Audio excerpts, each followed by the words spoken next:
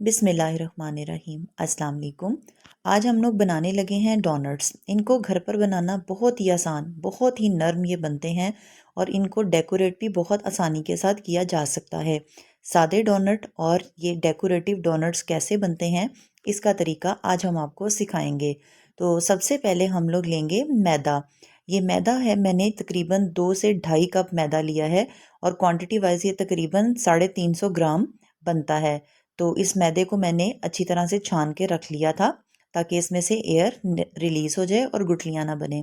इसके अलावा इसके अंदर क्या जाएगा, ये सबसे पहले पानी है। ये तकरीबन आधा कप पानी हम इसके अंदर शामिल करेंगे और इसकी ईस्ट तैयार करेंगे। ईस्ट मैंने 1 टीस्पून भर के जो है वो ली है, ये हम इसके अंदर डालेंगे।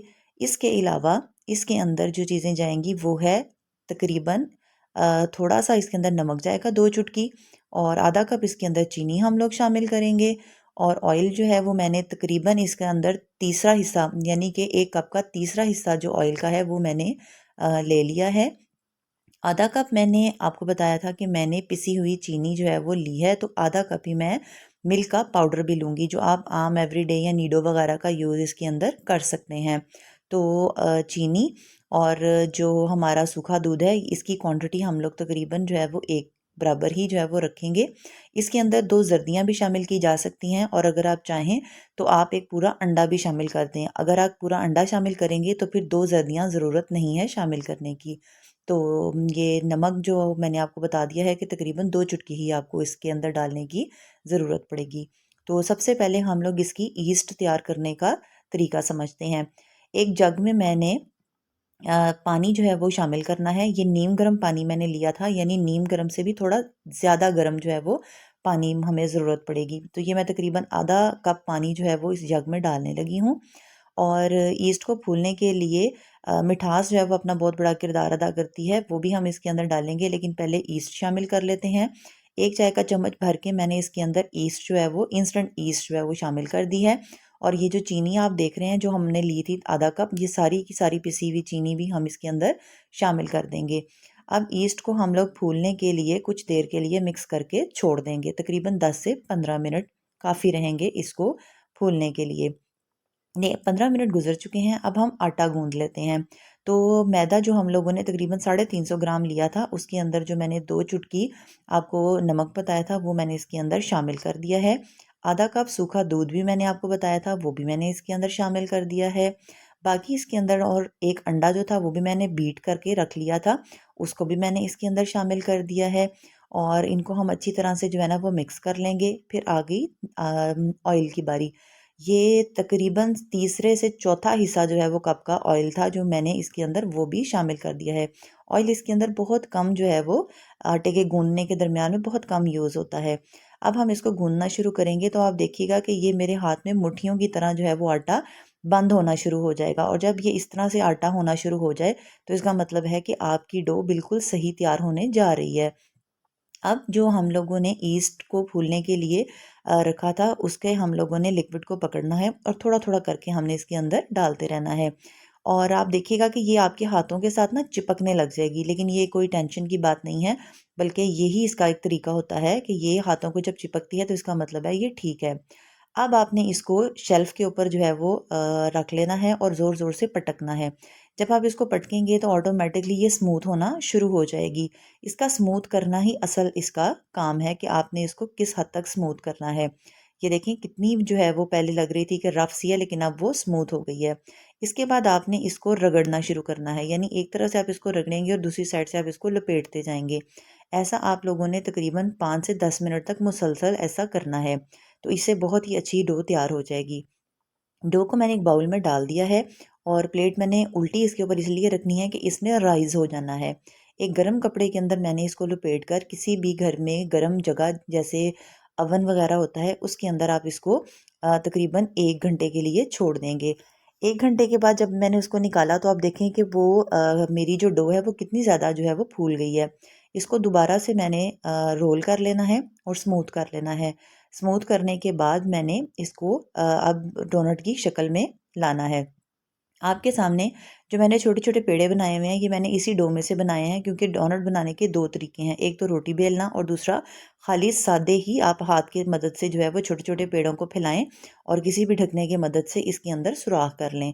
तो ये आपके सामने देखिए, जो मैंने छोटे-छोटे पेड़े बना के रखे थे, उनको हाथों के ऊपर ही मैंने फैलाया है और जो एक ढकना मेरे पास एक बॉटल का पड़ा हुआ था, उसके ऊपर मैंने इसको प्रेस करके दूसरी साइड से इसको निकाल लेना है। और एक जो हमें डोनट का एक डिज़ाइन चाहिए होता है, ये बिल्कुल उसी तरह से तैयार हो गए हैं। तो ये वे भी एक है डोनट को तैयार करने का, कि आप इस तरीके के साथ भी इसको तैयार कर सकते हैं। बिल्कुल इसी तरह तीसरा पेड़ा भी मैं उठाऊँगी, इसी तरह हाथों की मदद से उसको थोड़ा-सा मैं प्रेस करूँगी। वही ढकना मैं दोबारा पकड़ूँगी, सेंटर से प्रेस करूँगी और इसका ये सुराख इसके अंदर बन जाएगा। तो ये बहुत ही आसान तरीका है डोनट्स को बनाने का, कि इस तरीके के साथ भी बहुत अच्छे डोनट्स तैयार हो जाते हैं और बहुत ही अच्छे फूलते हैं। तो दूसरा तरीका जो आम डोनट्स बनाने का है, वो ये कि शेल्फ़ के ऊपर ही आपने थोड़ा-सा मैदा डालना है, यानी फैला लेना है। उसके ऊपर ये आपने इसको रोलिंग पिन की मदद से जो है वो अच्छी तरह से इसको फैला लिया। और फैलाते वक़्त ये चीज़ आप अपने माइंड में रखिएगा कि रोटी इतनी ज़्यादा पतली नहीं आपने कर देनी, क्योंकि रोटी जब तक मोटी नहीं होगी तब तक डोनट्स बने हुए जो हैं वो हमारे मतलूबा फूलेंगे नहीं।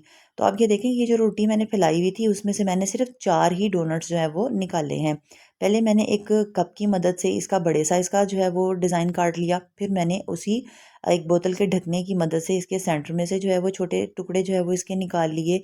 तो इस तरह हमारे ये जो डोनट्स हैं, ये बहुत ही अच्छे तरीके के साथ प्रॉपर शेप में आकर हमारे लिए कट गए हैं। रोटी की मोटाई आप देख लें। आप मैदे को रोलिंग पिन से फैलाएँगे ना, तो थोड़ी देर के बाद वो खुद ही छोटी हो जाएगी, यानी सिकुड़ जाएगी। तो ये देखें कितने अच्छे हमारे जो है वो ये डोनट्स तैयार हो गए हैं। इनके अंदर से जो वो छोटी-छोटी उसकी जो टुकड़े हमने निकालने हैं वो निकाल देंगे और बाकी बहुत ही फ़ाइन किस्म के हमारे डोनट्स तैयार हो गए हैं। तो ये अब हमारे बिल्कुल इस वक़्त रेडी हैं कि हम इनको फ्राई कर लें। ऑयल हमने पहले ही चूल्हे पर रख दिया था और ये नीम गर्म ऑयल है। बहुत हम इसको स्लो हीट पर ही पकाएँगे और डालने के वक़्त इसकी हीट थोड़ी-सी स्लो होगी, बाद में आप थोड़ी-सी इसको मीडियम हीट भी कर सकते हैं, क्योंकि ज़्यादा स्लो हीट से भी ये होगा कि ये बहुत ज़्यादा ऑयल जो है वो एब्ज़ॉर्ब कर लेंगे। अब हम इसको आहिस्ता-आहिस्ता जो है वो हिलाते रहेंगे और दोनों साइडों से ये बराबर पकना बहुत ज़रूरी है, कि दोनों साइडों से ये बराबर ही सुर्ख़ हो जाएँ। तो अब ये देखिए, हल्का-हल्के हाथों से मैं इसको हिला रही थी। अब ये एक साइड से तकरीबन मुझे लग रहा था कि तैयार हो गए हैं, तो मैंने इनकी साइड को पलट दिया है। दूसरी साइड से भी ये हल्के से गोल्डन हो जाएँगे, तो फिर हम इनको एक छलनी में निकाल देंगे, ताकि ये अपना एक्सेस ऑयल जो है वो उसमें रिलीज़ कर दें। वैसे ये इतना ऑयल जो है वो एब्ज़ॉर्ब नहीं करते हैं। तो ये वाला मैंने लॉट निकाल ली है। तो अब इसके बाद जो दूसरे डोनट्स हम लोगों ने बनाए थे, जो हाथों की मदद से हमने बनाए थे, अब उनकी बारी है इसमें डालने की। उनको भी सेम पहले ही डोनट्स की तरह हम एक साइड से पहले पकाएँगे और फिर इनको हल्का-हल्के हाथों से हिलाते रहेंगे। जब ये एक साइड से तैयार हो जाएँ, तो तब हम इनकी साइड को बदल देंगे। अब आप देखें कि हाथों की मदद से बनाए हुए जो डोनट्स थे, वो अपने फूलने में दूसरे डोनट्स की निस्बत थोड़े ज़्यादा जो है वो फूल गए हैं। लेकिन इसमें कोई हर्ज नहीं, जायके में कोई फ़र्क नहीं आएगा। दोनों की अपनी-अपनी खूबसूरती है, दोनों ही अपनी-अपनी तरह अच्छे लगते हैं। तो ये 2 तरीके थे कि जिनके साथ आप डोनट्स बना सकते हैं। अब मैं आपको ग्लेज़ बनाने का तरीका बताऊँगी, कि आपने पिसी हुई चीनी में थोड़ा-सा ही आपने सिर्फ़ दूध मिक्स करना है और कोई सा भी फूड कलर आप ऐड करें, तो ये इसका ग्लेज़ तैयार हो जाएगा। ग्लेज़ का कलर थोड़ा डार्क होता है, लेकिन जब आप उसको डोनट के ऊपर लगाते हैं, तो आपको फ़ौरी तौर पर, जैसे अभी आपके सामने डोनट्स हैं, तो फ़ौरी तौर पर कलर लाइट पिंक नज़र आ रहा है, लेकिन थोड़ी देर के बाद जब ये ठंडे होंगे तो कलर इसका डार्क पिंक हो जाएगा। तो ये देखें कितनी आसानी के साथ हमने और कितनी खूबसूरत हमने अपने डोनट्स घर पर तैयार कर लिए हैं। आप इस रेसिपी को ज़रूर ट्राई कीजिएगा। मुझे बहुत उम्मीद है कि ये आपकी बहुत ही अच्छी बनेगी और जायका भी आपको बहुत ही ज़्यादा पसंद आएगा।